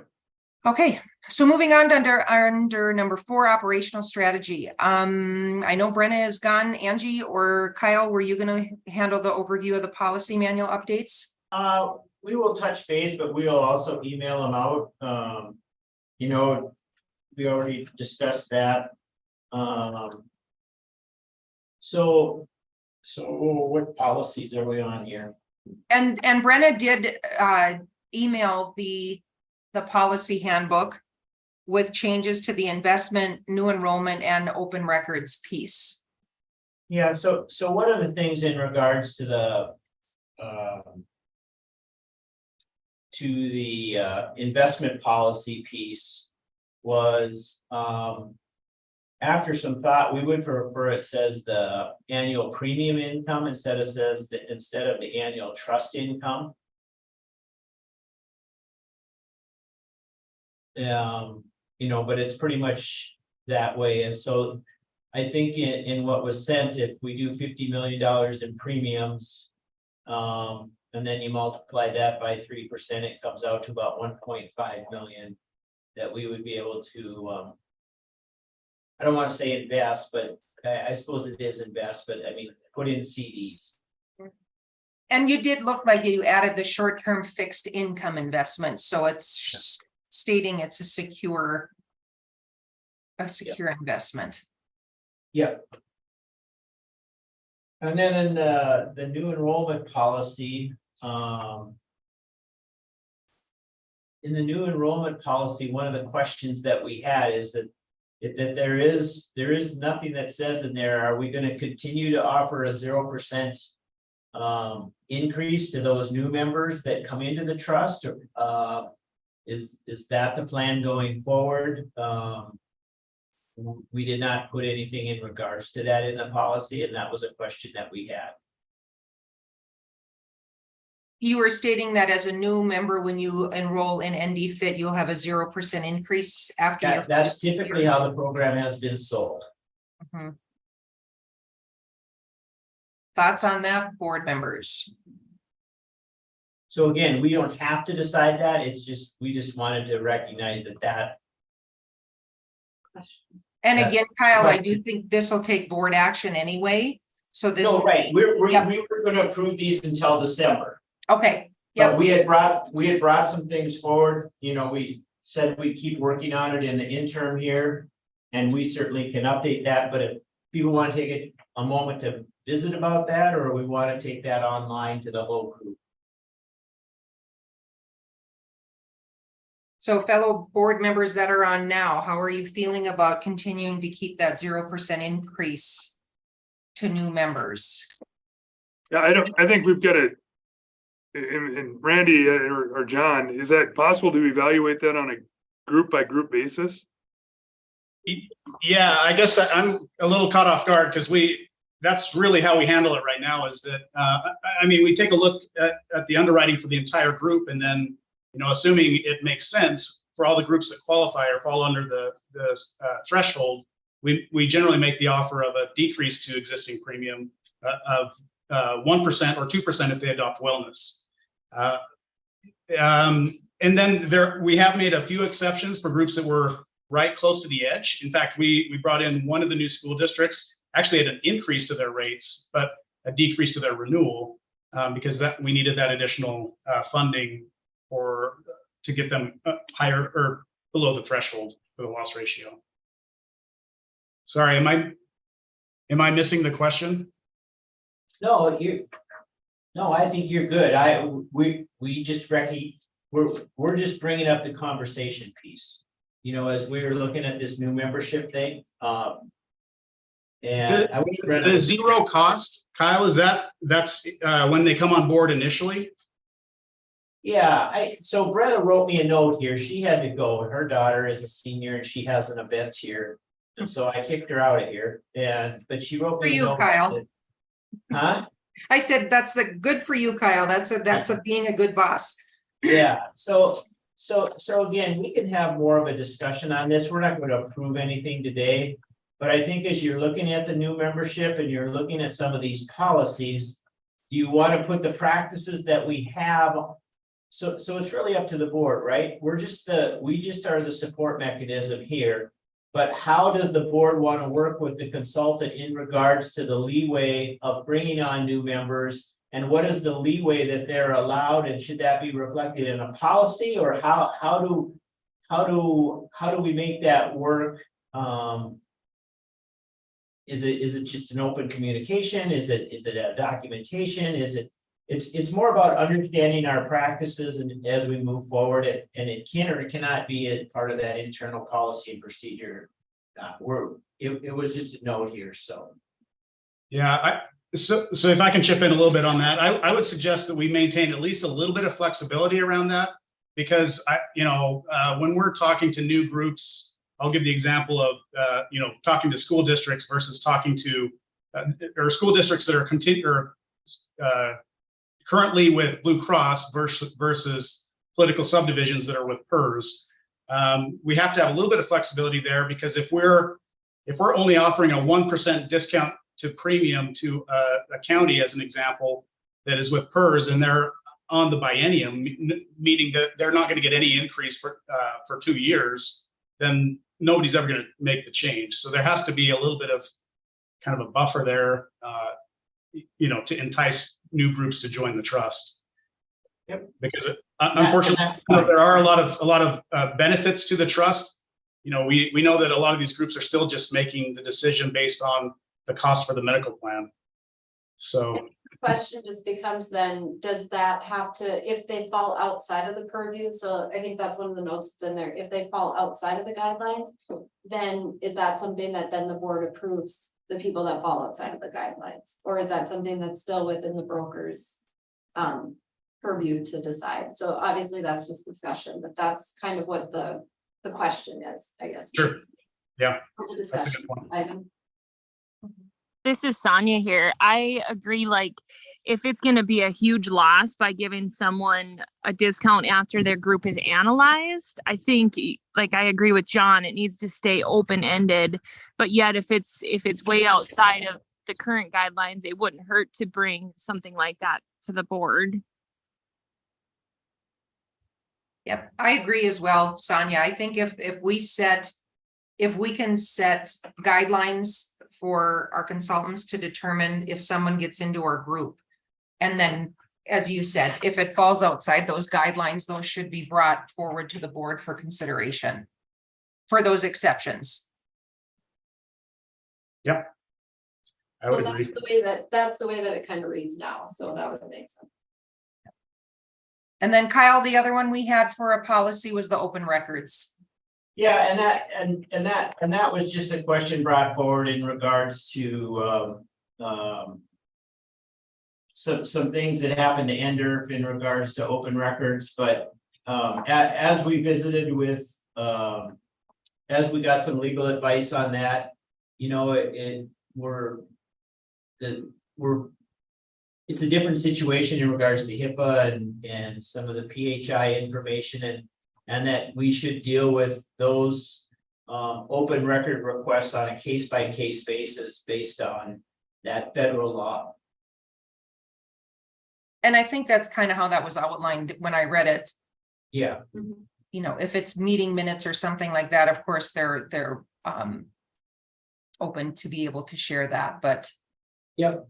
Yeah. So we're just gonna, we'll leave our open records policy, at least that we have on page 15, just in place as is, and I think it allows us the flexibility to deal with each request as necessary. But if you'd like to review that too, that's, you know, we will go back over it again one more time before we bring it in December. Any board members have any other comments in regards to those policies? Yeah, so Kyle, I was just kind of going through that whole manual. Of course, it's based off of the NDRF board policy manual. There's a few things in, I think, that we could tweak for NDPHIT.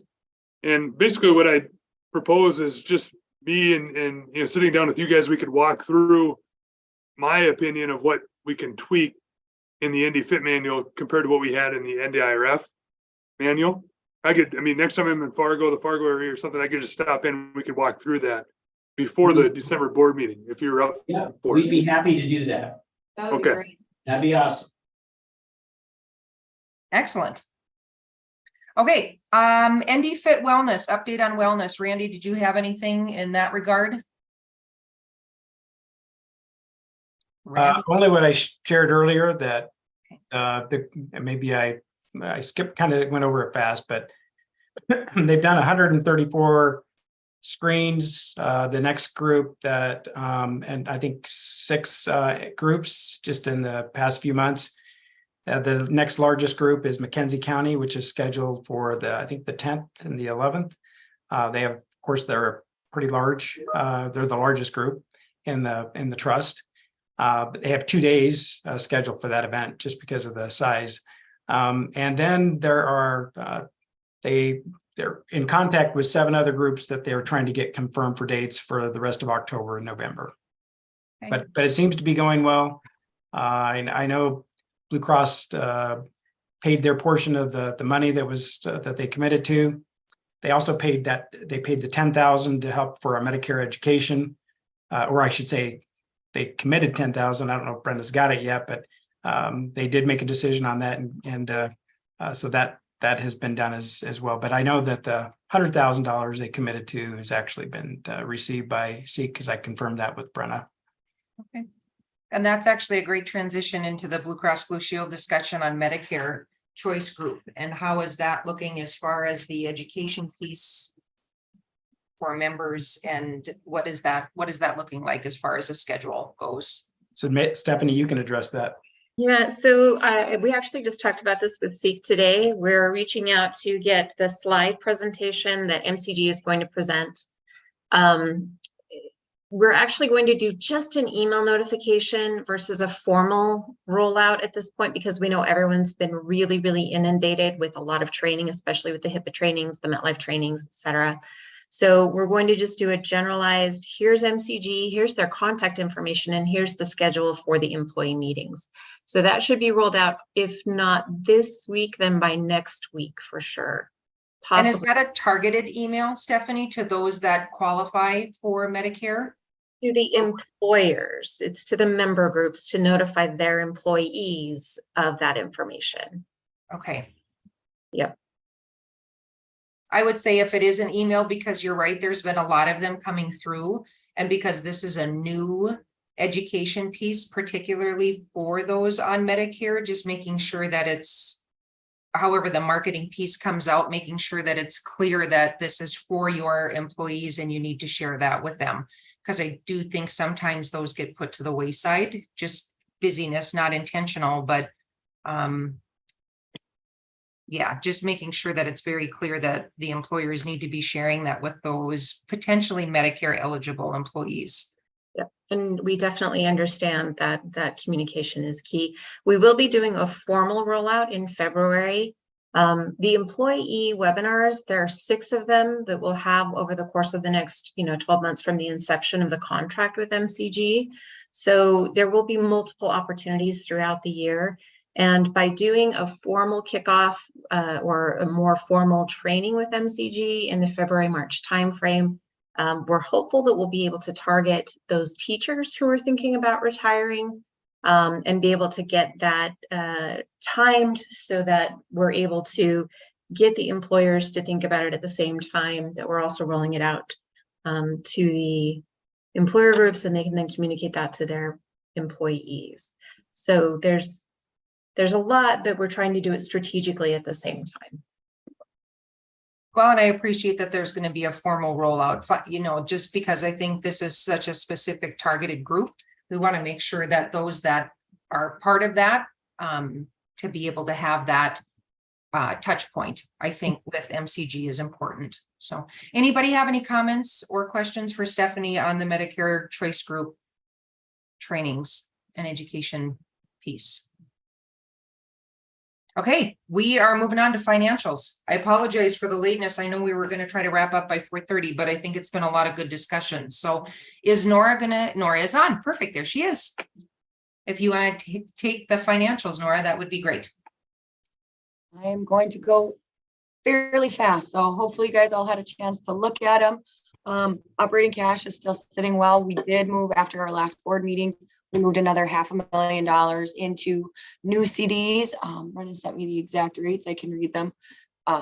We had one 250,000 9-month CD at 4.81, another 250,000 12-month at 4.76, and then our one of our original 6-month ones for 500,000 renewed, and that was rolled into another 6-month at 4.88. So we did get some good rates. We've got another $500,000 into our CDs, and our operating cash was still over 2.6 with the deposit cash still at 3.8. So just under 8 million in cash and CDs at the end of August.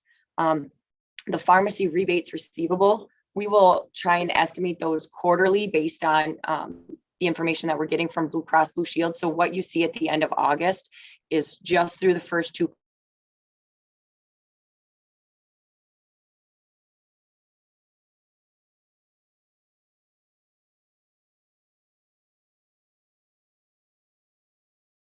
Is everybody froze up or just Nora? quarters. Every one we will add the next quarters.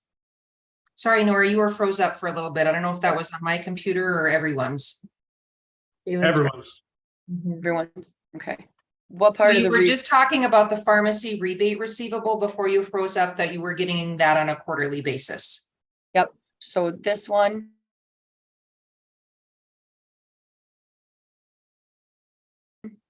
We hadn't received any of 2023's yet through the second quarter, and this estimate is just through June for those first 2 quarters. And in the next one, we'll have the next quarterly one added for the 9-month or for through the third quarter. She did receive in September Q1's rebate, and it was really close to the estimate. So we didn't change August yet because that was first received here in September. So there will be an adjustment in the September one, but this only includes the first 2 quarters. It doesn't include like July and August since they're done on a quarterly basis. So overall total assets of 9.1 million. Accounts payable is just under 1.5. That's usually the claims that were submitted in the first couple weeks after month end. So those are going to be August claims that were submitted and that we first got in the first couple weeks of September. IBNR reserve, we had discussed last time, we're going to kind of just leave that where we had it at year end, and then try and do at year end a potential estimate based on some of the techniques that they've learned from iBailey and the actuary, so that we can have an estimate to make sure it's around there, but keeping it high, keeping it conservative so that we don't bring it back down and then it spikes again up at year end, just to kind of keep it there and keep it conservative. So overall, our operating surplus is sitting at a little over 900,000. Actually, a lot of that is from the prior period adjustments of those rebates receivable to 2022 and 2021 is why it looks so much higher than it was. But overall 4.7 in membership equity. So still those membership deposits are still whole at the 3.8. So good financially. You can see through August, the net earnings for this year so far are about 186 year to date. So like I said, that 900,000 ended up being deceiving with those adjustments, moving those rebates receivable into 2022 and 2021 that were received on such a lag. But overall, we're still in the black for year to date. Our loss ratio went down a little bit after July's. July's was another high month. So our loss ratio is looking at 97%, operating expenses at that 3%.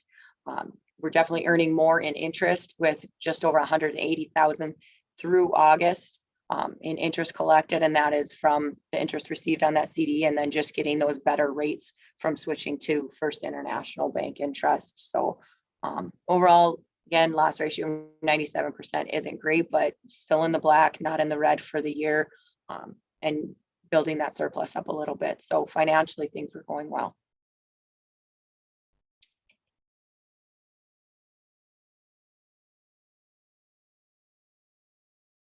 Oh, I can't hear anybody. Let's try again. Sorry, I was on mute. Thank you, Nora, for presenting the financials. Appreciate that. Does anybody have any questions for Nora on the finances? I know we have gone through a lot of stuff today. Appreciate your patience as we've gone through this.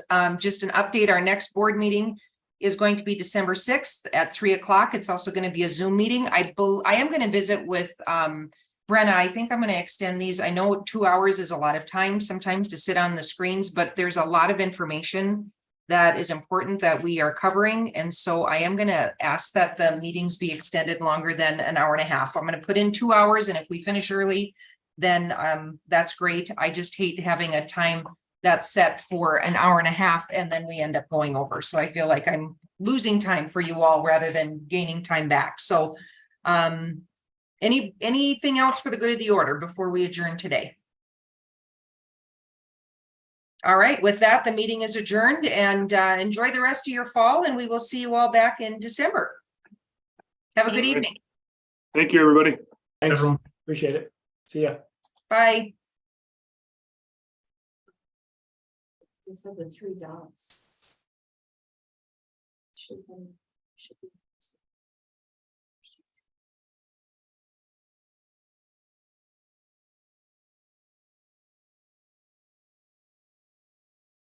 Make sure that we not lie. They said there was supposed to be 3 dots that show up at the bottom. Click on the Zoom.